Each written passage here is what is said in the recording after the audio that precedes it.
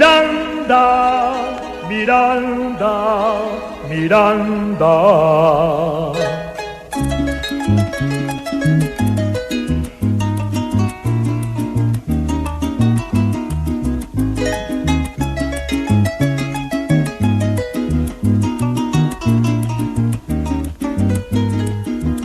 Miranda es lo más bello que tiene Carabobo, porque es mi pueblo lindo que nunca olvidaré. Miranda es un destello de todo lo que adoro. Miranda es primavera de eterno florecer. Toditos sus lugares me llenan de nostalgia, millares de recuerdos sacuden por doquier. Recorriendo las calles del barrio Caja de Agua, Mirandita el Peñuco, Plaza Sucre también. Por eso es que yo sueño con verte engrandecido, con lindas avenidas y luces de neón. Con esfuerzo y empeño, mi pueblito florido, llegarás a ser grande como el gran precursor. Con esfuerzo y empeño, mi pueblito querido, llegarás a ser grande como el gran precursor.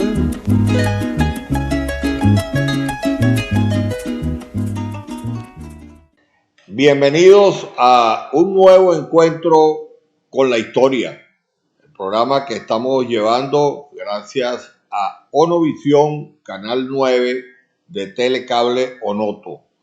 Una nueva emisión para reencontrarnos con la pequeña historia y que ustedes también hacen posible siguiendo, interactuando y participando con sus opiniones respecto a lo que aquí comentamos en el programa. El programa, repito entonces, lo pueden ver a través del canal 9 Onovisión de Telecable Onoto, y les habíamos comentado también en programas anteriores de la posibilidad de hacerlo por YouTube. Allí van a colocar Onovisión TV, van a suscribirse, activan la campanita y desde ese momento van a hacer una gran bondad para que ustedes en cualquier momento, a cualquier hora y cualquier día puedan seguir entonces los programas si no han tenido el tiempo de verlo directamente a través de la parrilla de Telecable Onoto. Un placer estar por acá en esta oportunidad y con ustedes de teleespectadores. En el programa pasado estuvimos hablando de la década de los años de 1930 en adelante y nos ubicamos entre algunos hechos importantes, como fue la creación del primer dispensario de Miranda, que mencionamos que eso fue alrededor de 1938 y estuvo ubicado en una casa donde hoy en día y por muchos años ha estado funcionando el llamado Club Social, en el cruce de las calles Páez y Urdaneta. También hablamos de que durante esa década fue decretado el acueducto de Miranda por la gobernación del estado y la construcción de aceras también fue decretado en esa misma década. Para quienes me han comentado algo de que si no existía acueducto, cómo se abastecían las personas del agua, realmente estaban, el suministro lo podían lograr buscando agua en las fuentes superficiales, en las fuentes del río, a través de envases, de barriles, de tambores, de la manera más rudimentaria, con muchos riesgos incluso desde el punto de vista sanitario. Por esto entonces viene a ser un momento estelar desde el punto de vista sanitario, el decreto y construcción del acueducto de Miranda, el cual duró varios años, pero que fue en esa época cuando comenzaron los trabajos. También arrancó de una manera más firme el servicio de energía eléctrica. En programas anteriores comentamos que por allá en 1925 en adelante, Raúl Viso Sucre y Juan Bautista Rocha habían hecho intentos y habían tenido pequeñas plantas generadoras de energía, pero fue en 1938 cuando Carlos Fuentes Chacín instaló una planta generadora un poco más grande para cubrir más la población y que estuvo instalada en una de las esquinas de la Plaza Bolívar, en el cruce de Páez con Marte, allí donde hoy están las instalaciones de la Comandancia de Policía de Miranda, y que esta instalación de energía eléctrica estuvo varios años hasta que estalló una de las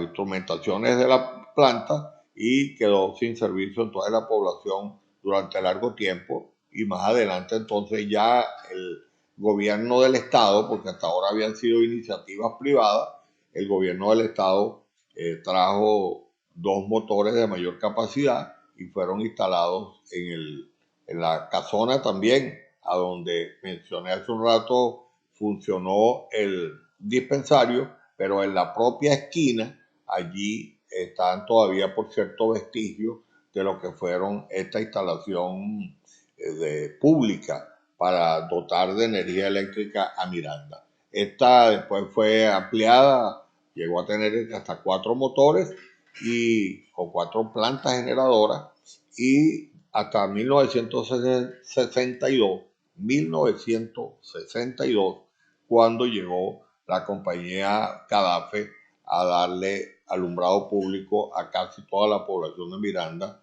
en uno de los grandes momentos también de progreso de la población. Eso lo hablamos entonces en el programa pasado y vamos a entrar a la década de 1940 a 1950, en la que se dieron unos cuantos acontecimientos de progreso, de mejoras en las condiciones de vida de la comunidad de Miranda. Desde el punto de vista vial, en esta década se dio el cambio de la entrada oficial a Miranda y se construyó el actual puente que está en la zona que es conocida ahora como de Las Clavellinas, que comunica con la calle La Gruta. Se construyó ese puente sobre el río Onoto. La entrada oficial, lo hemos conversado también, o la anterior entrada, estaba dada por la calle Páez, pero vista que era muy alto el lugar de lo que era llamado, se ha llamado las Barrancas del Río, tomaron un lugar más llano y se hizo por la otra calle. Esto modificó incluso el trazado de la antigua carretera Valencia-Nirgua, convirtiéndose así esto en un hecho importantísimo desde el punto de vista vial.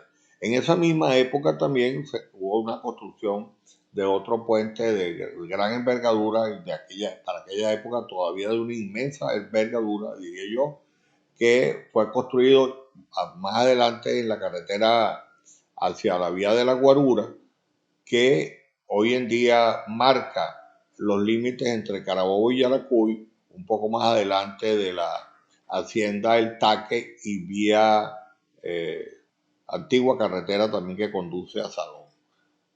Ojalá podamos en alguna oportunidad tener una fotografía para que puedan ver ese puente de hierro que está colocado allí y que fue una obra de envergadura de carácter vial construida en Miranda para esa época. Ya antes, y hablando de puentes, que no quiero dejar pasar esto, ya había un pequeño puente en Miranda que le dio nombre a un lugar, porque fue construido precisamente como obra de esta carretera, pero en pleno pueblo, el que está, un pequeño puente que está en el cruce de las calles Páez con La Paz, en la esquina donde hoy en día está funcionando la Cámara Municipal de Miranda, el Consejo Municipal, y ese puente es llamado Puente Castro porque fue ordenado precisamente en la época final del gobierno del general Cipriano Castro. Con esta referencia entonces, que tienen que ver con los aspectos viales de Miranda en la década de 1940, vamos a hacer una pausa y ya venimos para seguir hablando en este encuentro con nuestra historia. Mi pueblito querido, llegarás a ser grande como el gran precursor.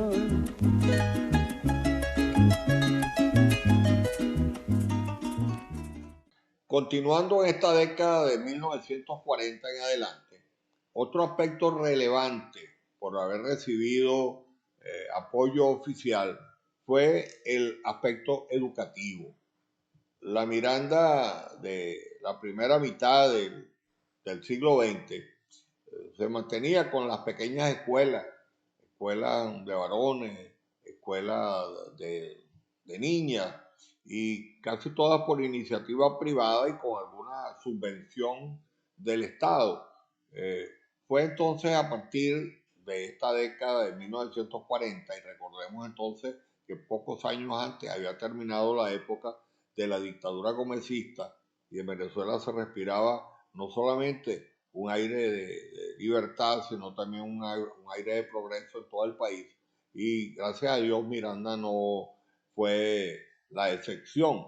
Entonces, fueron creadas en 1945, fue creada oficialmente la Escuela Daniel Mendoza, pero la escuela desde el punto de vista institucional, como organización, y fue entregada la dirección de esta escuela al profesor Pompilio Román, a quien ya hemos mencionado en programas anteriores, y ha tenido unos cuantos años en Miranda y quien realizó una encomiable labor. Le fue entregada la dirección de esta institución, la escuela Daniel Mendoza.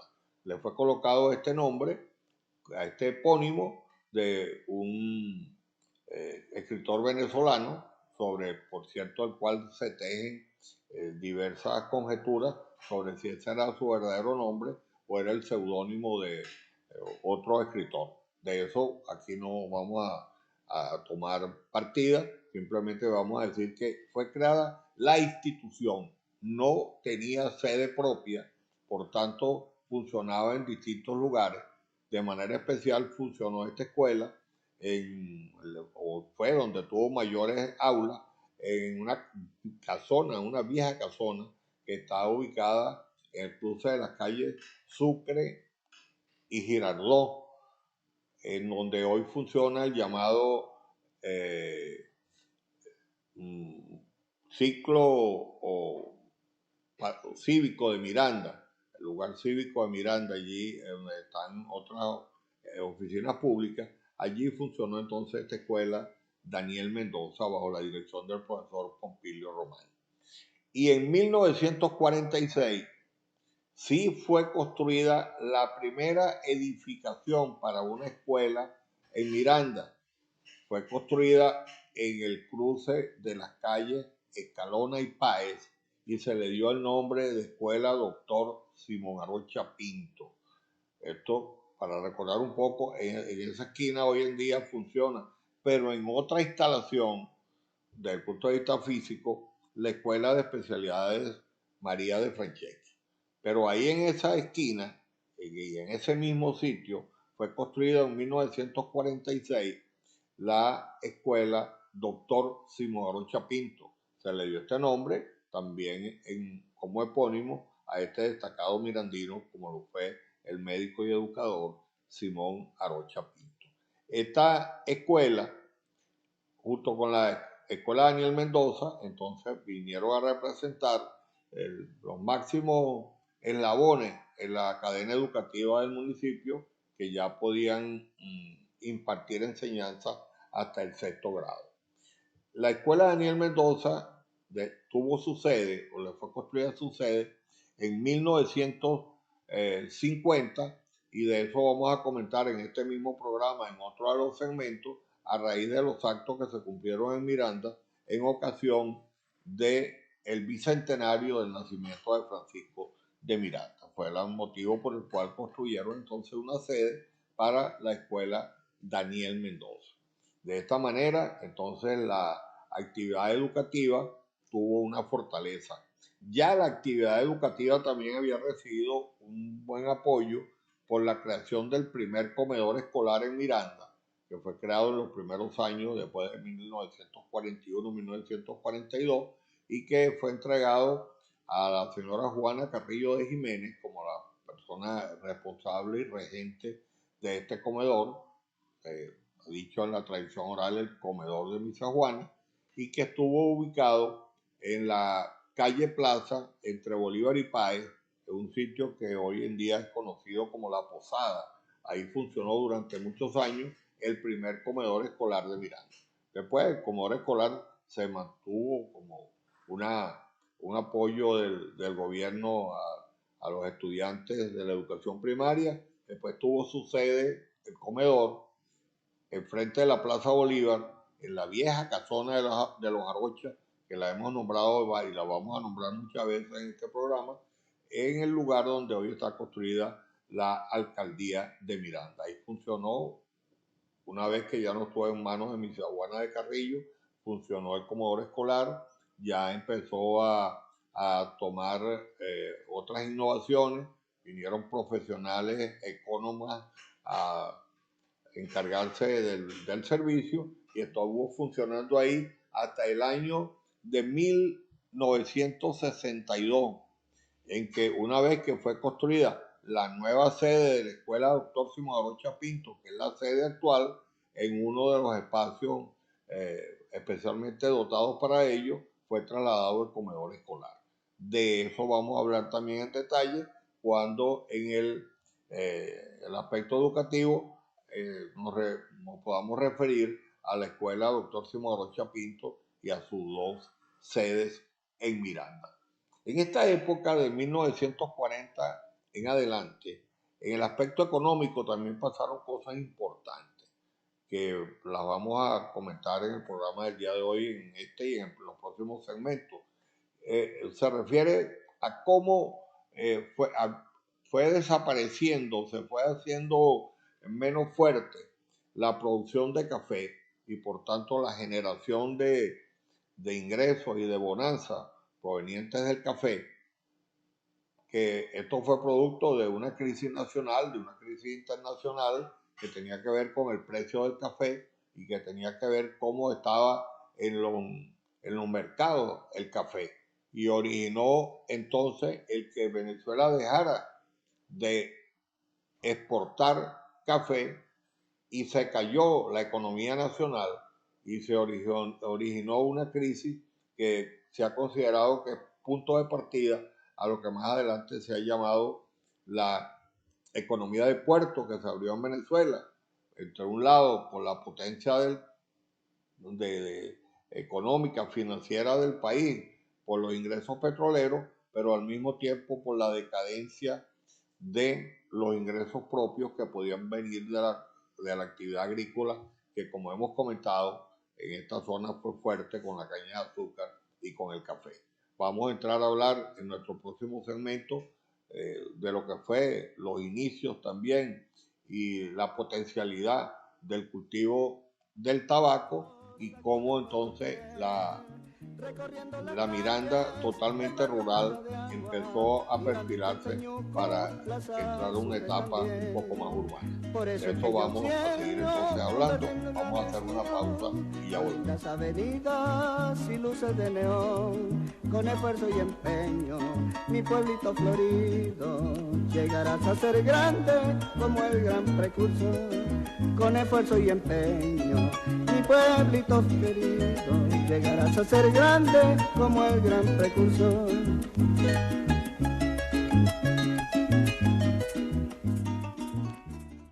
Continuando este encuentro con nuestra historia, y les decía en el segmento anterior que desde el punto de vista económico se produjo un cambio en lo que era la actividad de la comunidad, de la actividad, sobre todo de la actividad agrícola, ni pensar en que había actividad industrial, y la actividad pecuaria de muy bajo nivel, de muy baja intensidad. Sí habían algunas haciendas que ya tenían sobre todo el ganado de ceba y para producción lechera, pero no en unas cantidades significativas, de manera especial si tomamos en cuenta que no hay superficies disponibles para estas grandes actividades.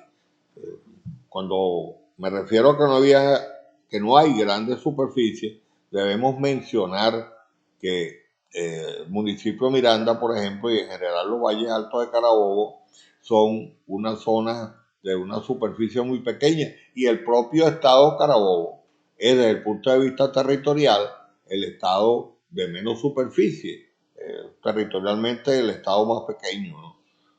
Fuera de los territorios, el estado Nueva Esparta, que sí es más pequeño de Carabobo. Entonces, no habían suficientes tensiones para pensar que la actividad pecuaria fuera la que iba a dominar la parte económica de la zona. Ya había aparecido, más propiamente dicho, un poco de años antes, el, el cultivo y la explotación del tabaco.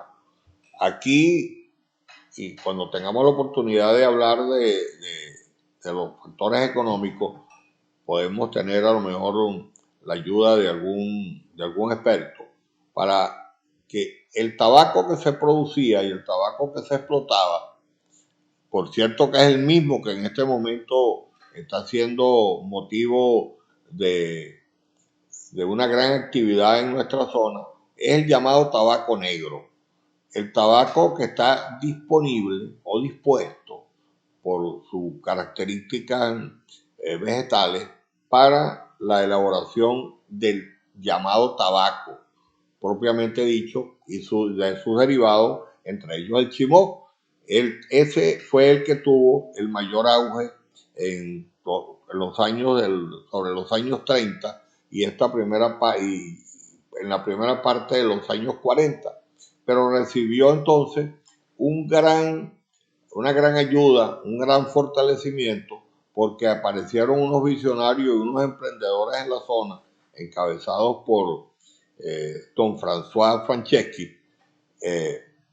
Este señor era de los hijos mayores de los inmigrantes en corsos que habían llegado a Miranda a finales del siglo XIX, y llegaron con el cultivo, la producción en buena cantidad del tabaco rubio.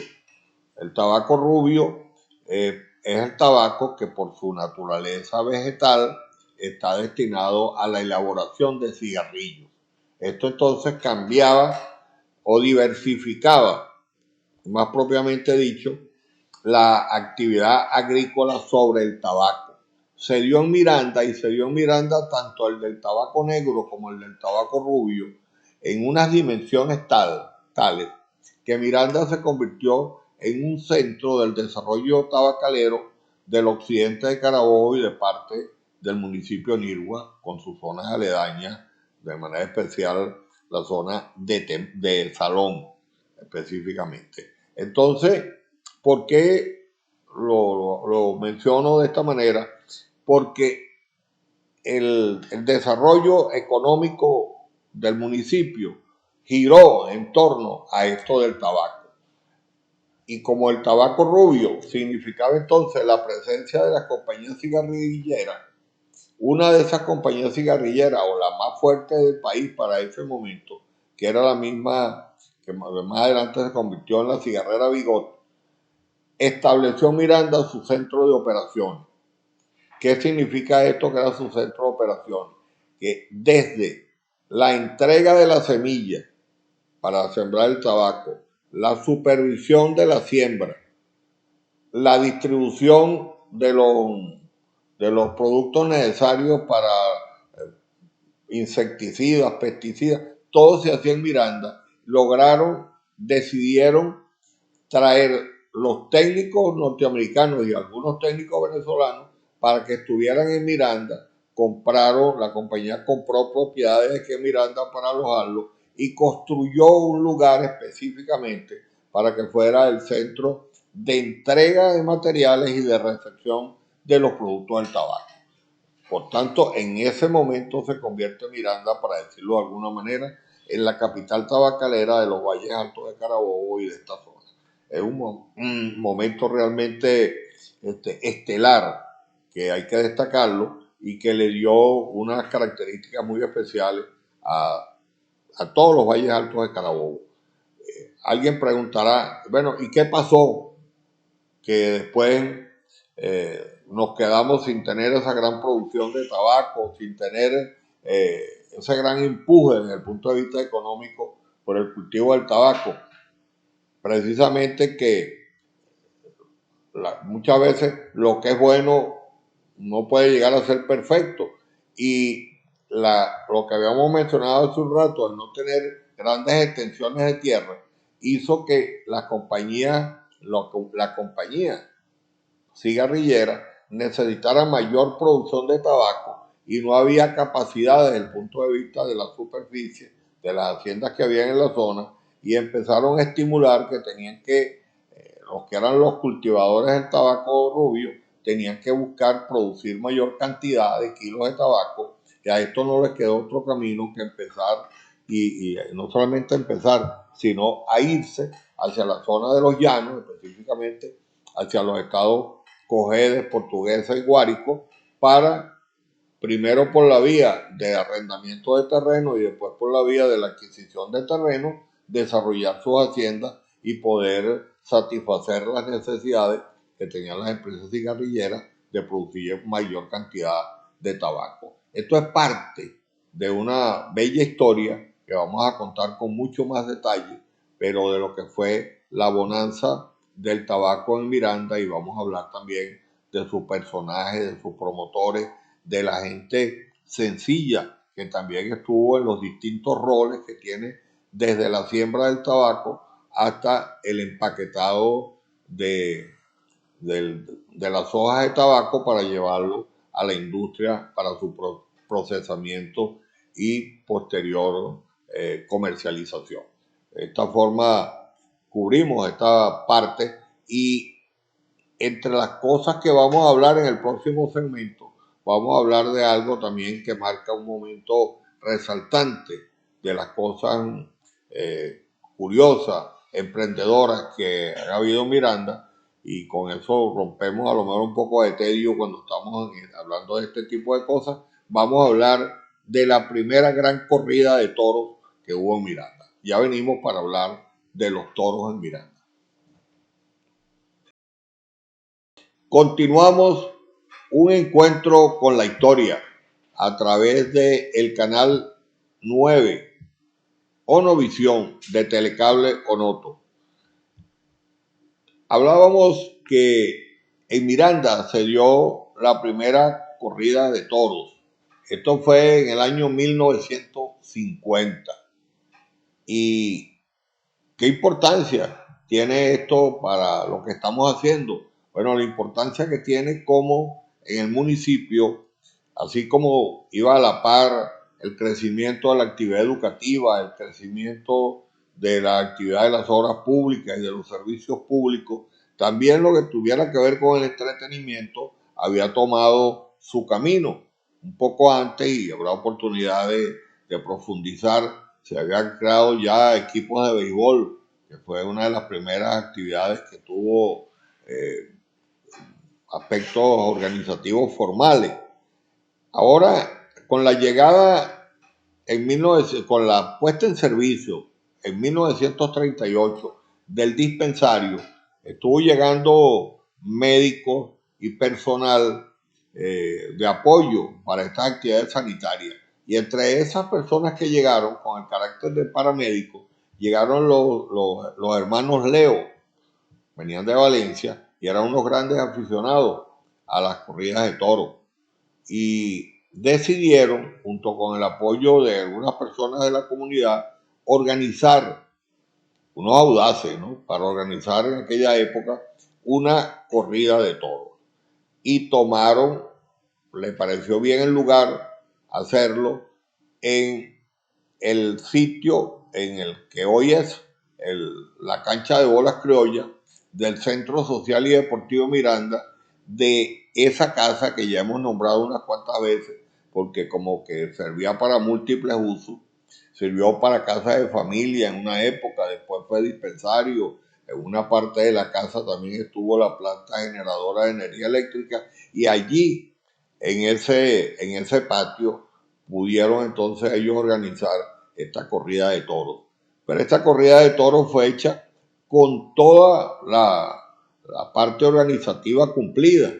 Es más, llegamos en alguna oportunidad para una corrida posterior recibir un afiche en donde estuvo presente, aunque no actuó, pero estuvo presente en la plaza, el más famoso de los toreros venezolanos de todos los tiempos, como lo fue César Girón, que para la época era un banderillero.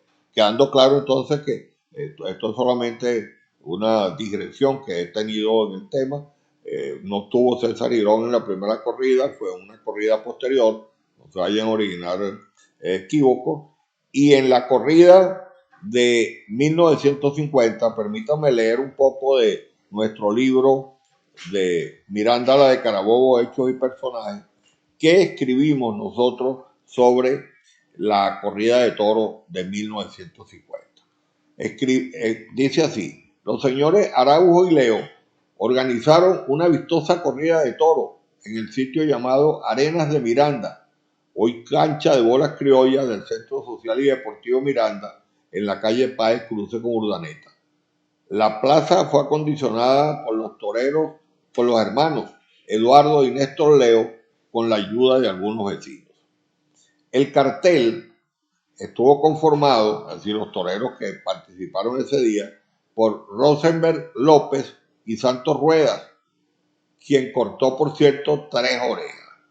Actuó como director técnico Pedro Planas, conocido como Musiquita. Este personaje vivía en Nirgua, y hubo actuaciones ese día también de Juan de Luca, un español, de uno conocido como el Sargento, nacionalidad peruana, y un mexicano conocido como el Ranchero Aguilar. También actuó entre los venezolanos José González, conocido como Juan del Campo.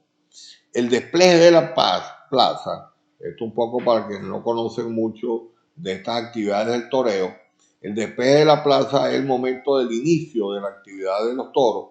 El despeje de la plaza lo realizaron a caballo las bellas mirandinas de la época, Nelly Franceschi y Rosa Elena Bonavita, y a caballo el joven, el adolescente Jesús Ríos Sequera.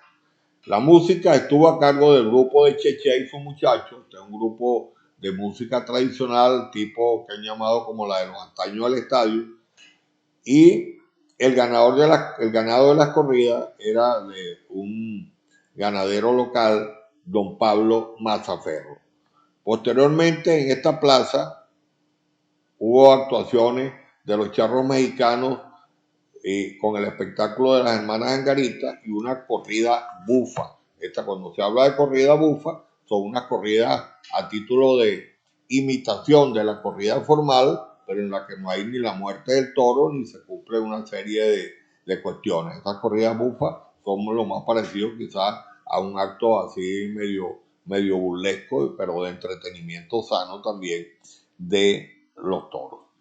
Este momento, en mi opinión, marca ese asunto de entretenimiento en la Miranda de entonces, para que quedase marcado para toda su historia como uno de los significativas actividades que se cumplieron, la corrida de toros. Es decir, esta pudiera de alguna manera magnificarse por el impacto que tuvo en la comunidad, a lo que hablamos en la oportunidad que nos referimos al aterrizaje forzoso del avión o algunas otras cuestiones como la venida del presidente de la República. Para la gente de la época y para quienes después hemos seguido por la tradición oral todos estos acontecimientos, realmente la corrida de toro marca un momento interesante en la vida de Miranda. Fue la época en que en Miranda hubo otros acontecimientos importantes y quizás institucionalmente de mucho más monta, como el que se dio en días antes de esa corrida.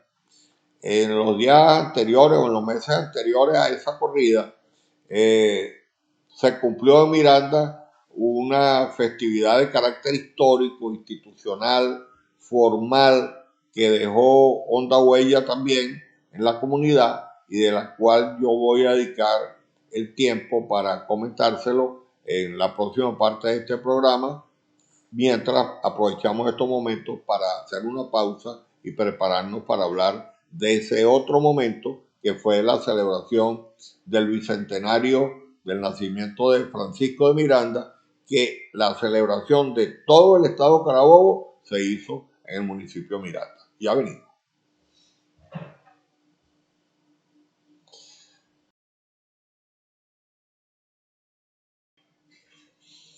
Entramos en la última parte de nuestro programa de hoy.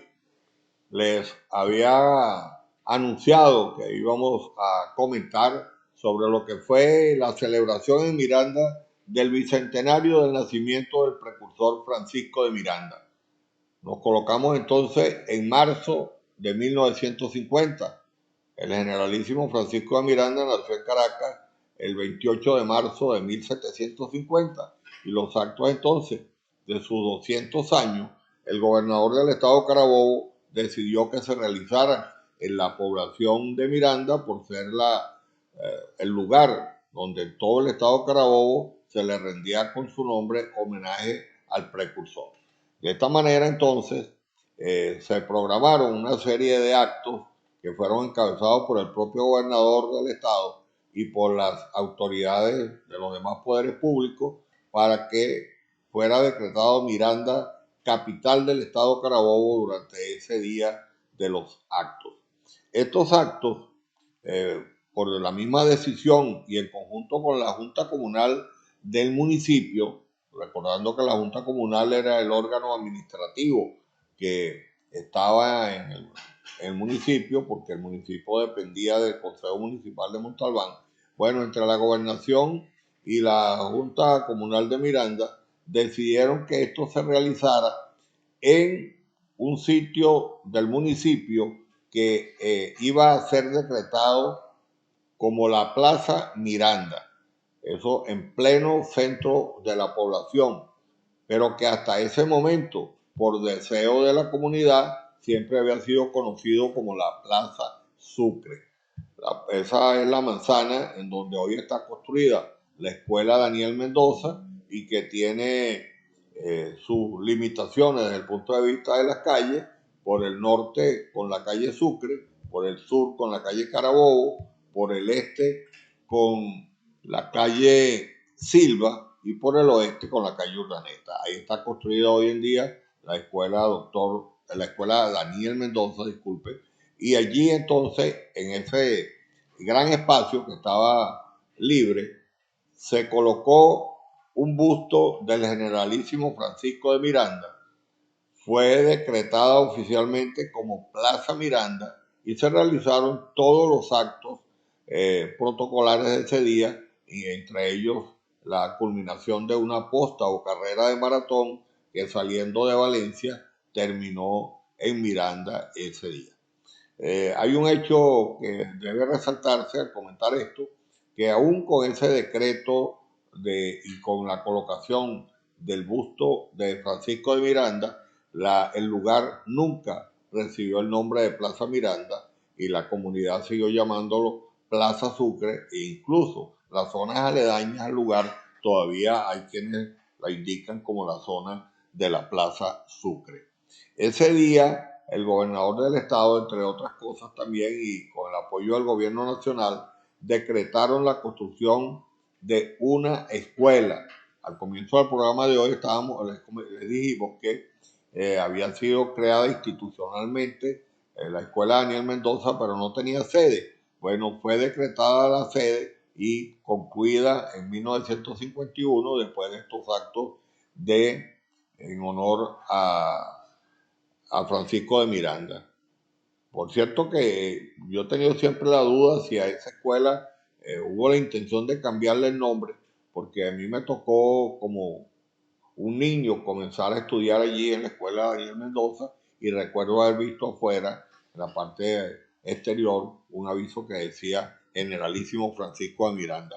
Pero creo que a lo mejor no pasó de ser el intento y la escuela se siguió llamando Escuela Daniel Mendoza.